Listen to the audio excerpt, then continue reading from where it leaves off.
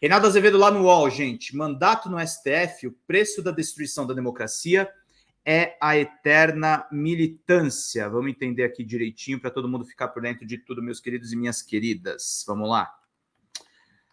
Um erro é um erro, é um erro, e não há modo de ser um acerto. E com frequência não se trata do erro, mas da má fé e da má consciência. A fixação de um mandato para o ministro do Supremo está nessa categoria. Não é em si nenhum bicho-papão.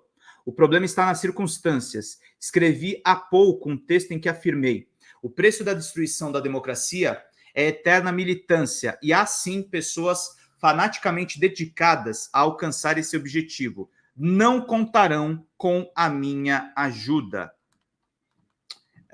Não contarão com o meu silêncio, não contarão com a minha covardia, não contarão com a minha displicência, não contarão nem mesmo com as minhas idiosincrasias para gostar ou não gostar disso ou daquilo.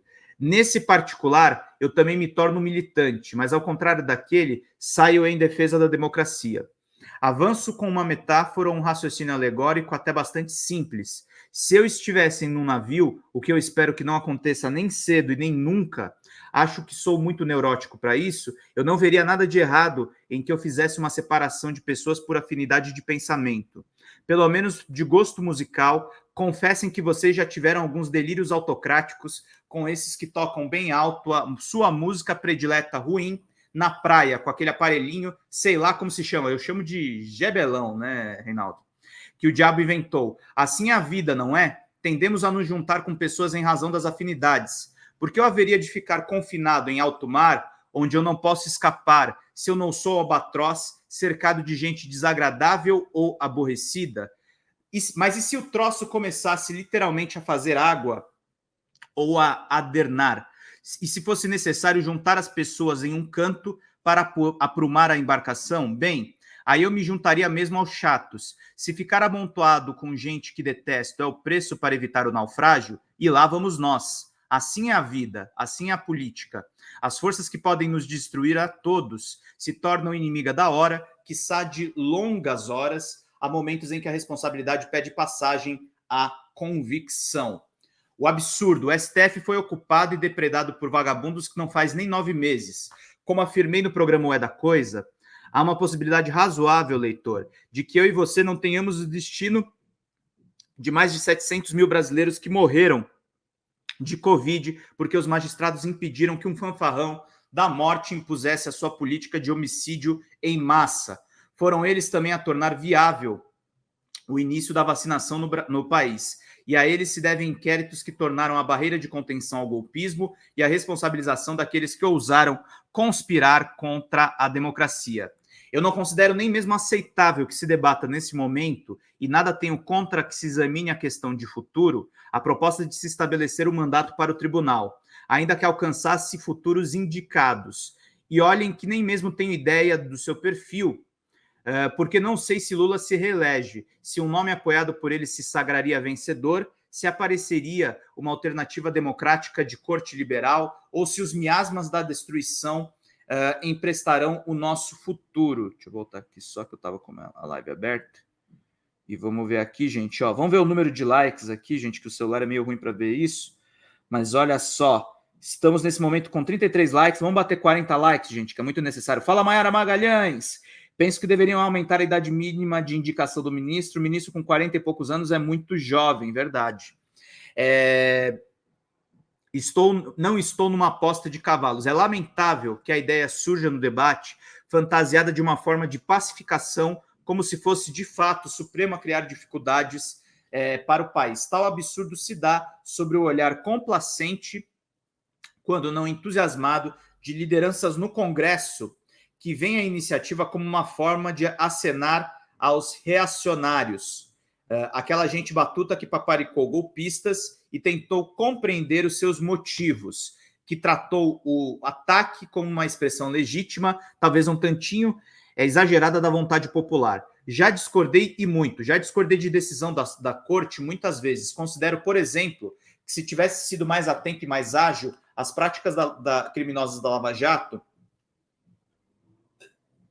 a cada dia mais evidentes, não teriam prosperado. E é até possível que a besta não tivesse sido acordada do fundo do pântano. Se os membros da corte tivessem tempo de duração, poderia ser diferente? Nada indica. A depender do tempo, futuras vagas no Supremo seriam negociadas já na formação da chapa presidencial. Há gente que gosto e que não gosto que esposa a tese. O ministro Flávio Dino, cotado ele próprio para ser um dos 11, apresentou uma PEC em 2009 em que estabelece um pedido de 11 anos. Em excelente entrevista ao podcast Reconversa, que é do próprio Reinaldo, voltou a defender a medida. Em 2009 foi a vez do senador Plínio Valério, do PSDB do Amapá, do Amazonas, desculpem, a apresentar o seu texto.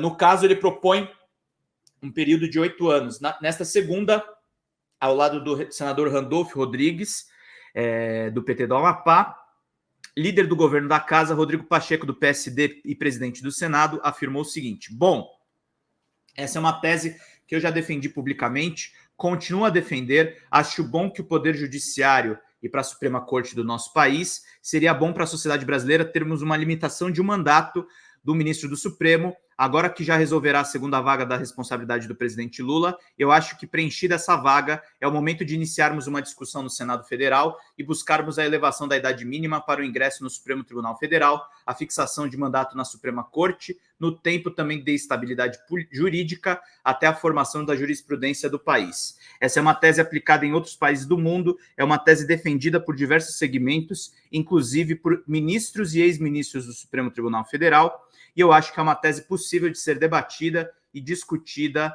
no Senado Federal. Vamos lá.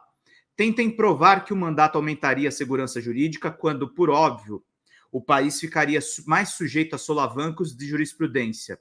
Tentem convencer a lógica elementar de que não teríamos um grupo mais sujeito a injunções de natureza partidária.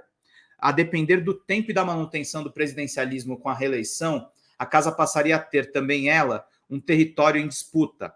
Pacheco fala em elevar a idade mínima para indicação e tudo ficaria igual no caso dos candidatos à presidência da República. Isso faz mesmo sentido? Uma pessoa poderia governar um país aos 35 e não integrar um colegiado? César Beccaria publicou Dos Delitos e das Penas quando tinha 26 anos.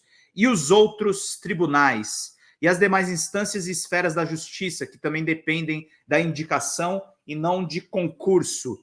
Os ministros do STJ, por exemplo, seguiriam aposentando-se aos 75, assim como desembargadores estaduais e federais?